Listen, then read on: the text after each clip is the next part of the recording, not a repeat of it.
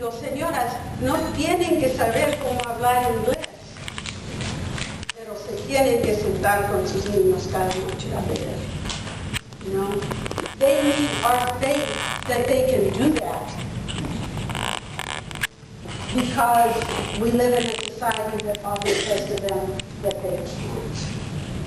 So for them to come to the library is because you all build that bridge. I wanted to do a mix of things in this time we have together. So I wanted to talk about your power. And I wanted to read a very old poem about the kind of people that I think in a particular way need our attention. You know, they're not on the morning talk shows.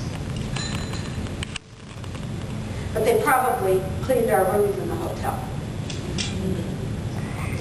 Immigrants. Immigrants wrap their babies in the American flag, feed them mashed hot dogs and apple pie, name them Bill and Daisy, buy them blonde dolls that blink blue eyes, or a football and tiny cleats before the baby can even walk. Speak to them in thick English. Hello, baby. Hello. Whisper in Spanish or Polish when the babies sleep. Whisper in a dark parent bed, that dark parent fear. Will they like our boy, our girl, our fine American boy, our fine American girl? There is so much longing on the part of parents to do the right thing. And we can sort of break that down for them sometimes, right? By being really empathetic and supportive literacy coaches who honor all they bring and all we don't know. One of the real challenges of DIA, I think, and it's hard for educators, it's hard for teachers and librarians because we're bosses.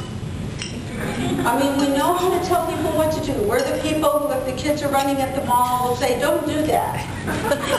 Right?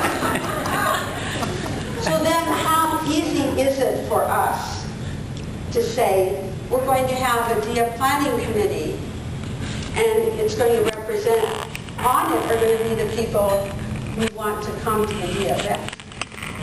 And we are going to listen to what the parents say. And the parents may have an accent, and the parents may never have come to the library before. That is not easy for us. I'm not a librarian, but I was a university administrator, and I know that the desire is, let's do it quick, we know how to do it, we know how to order it, we'll get it done. Right? And it's the difference between doing something for somebody and doing something with somebody. And that is so much at the heart of DIA. You know, the willingness to collaborate within ALA and for libraries within their communities. And it's tough. It's tough. I don't in any way doubt that.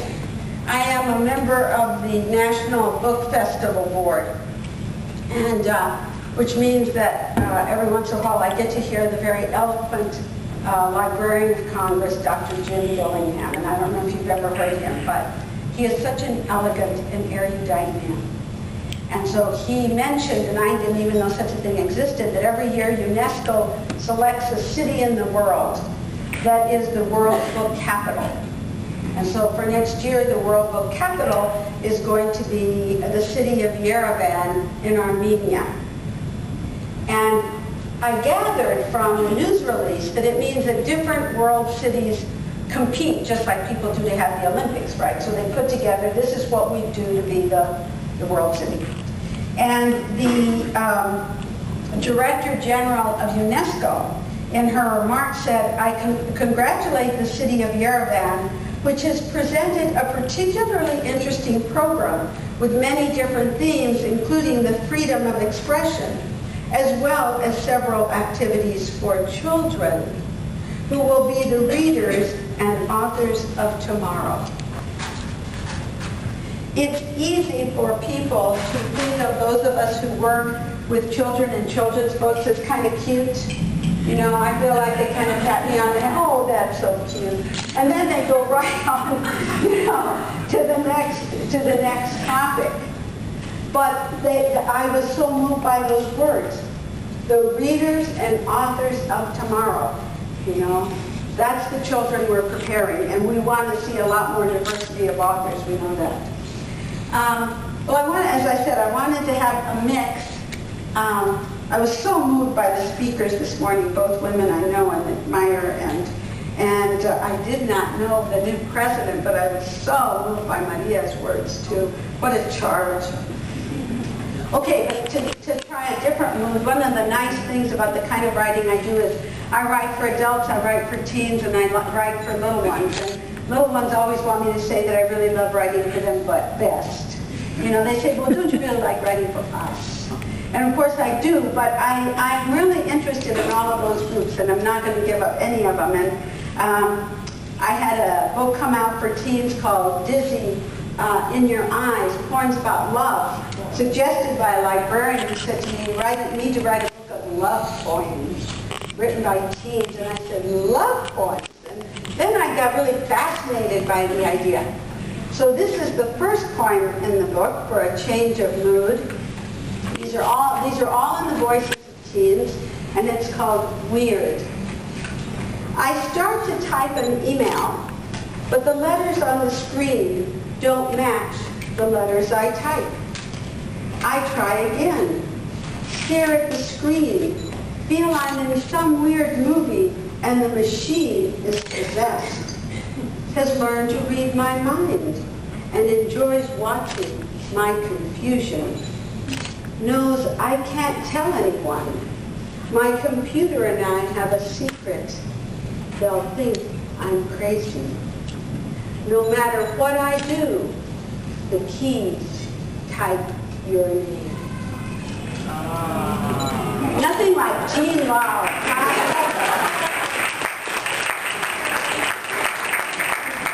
When I was working on that book, you'll love the fact that I got the title for one of the poems from listening to a book talk, something I didn't even know existed, a book talk by a librarian who walked in Michigan, and she was going to talk to a group of librarians, and she said, well, last night I was dumped.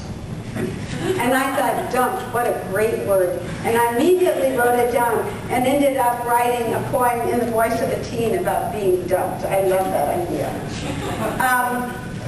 I don't think I've ever done this before, but a reform is so special to me that I am going to read the beginning of a new book that's going to come out.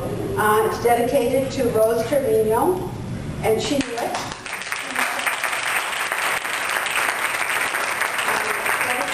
Rose and my dad both loved Our Lady of Guadalupe, and so this is a book that's going to come out 2013 from Knopf, bold thing for Random House to do, a book about Our Lady of Guadalupe.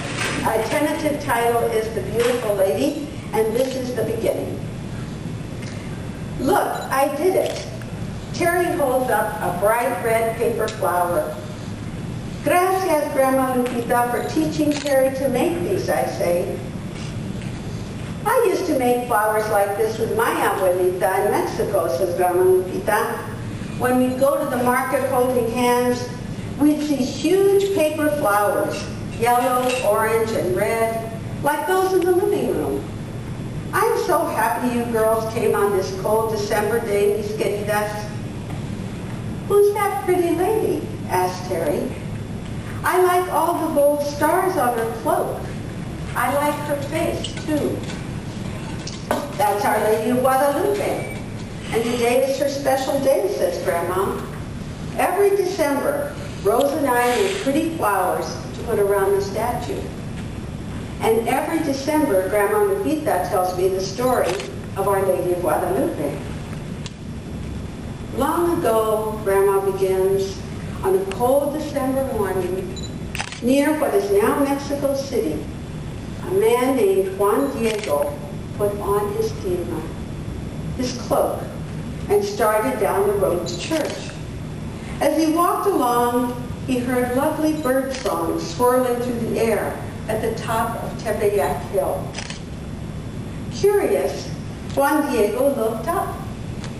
Suddenly, all the birds were silent. Juan Diego heard only the wind. Then, at the top of the hill, Juan Diego saw a shining, bright light. And you have to get the book to read it.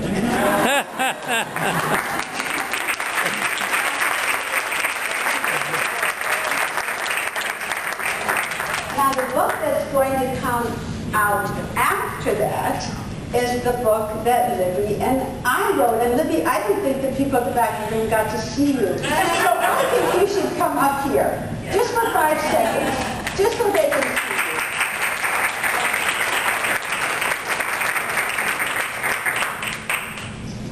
you. She's so cute. So people have said, well, how did you do it? Because we don't live in the same city. So we did it by email and phone call. And it was pure fun, wasn't it? Pure, she had to say that. But it was pure fun. I mean, she brought so much creativity to it. Libby's a lawyer, but she's a wonderful writer. And we just laughed ourselves senseless. And then I got a chance recently, and I called her and I said, Libby, how would you like to do another book? And she said, oh, you don't have to ask me. And I said, well, you don't have to say yes. And she said, no, I mean it. You don't have to ask me. And I said, no, I mean it. You really don't have to say yes. So we did this little mother-daughter dance, you know. Anyway, we've created this new family we are so excited about, of mice. And the cutest, and Libby will tell you, I don't like rodents. But I'm trying to pretend that they're not. But the youngest, this precious mouse, his name is Chico Canta. And whenever Libby's working on the book, I say, Libby, I'm missing Chico Canta so much. You need to give it back to me now so that I can play with it for a while. So she's had it, so later today we're going to talk about it. But I am so excited about this, my co-author. Yeah.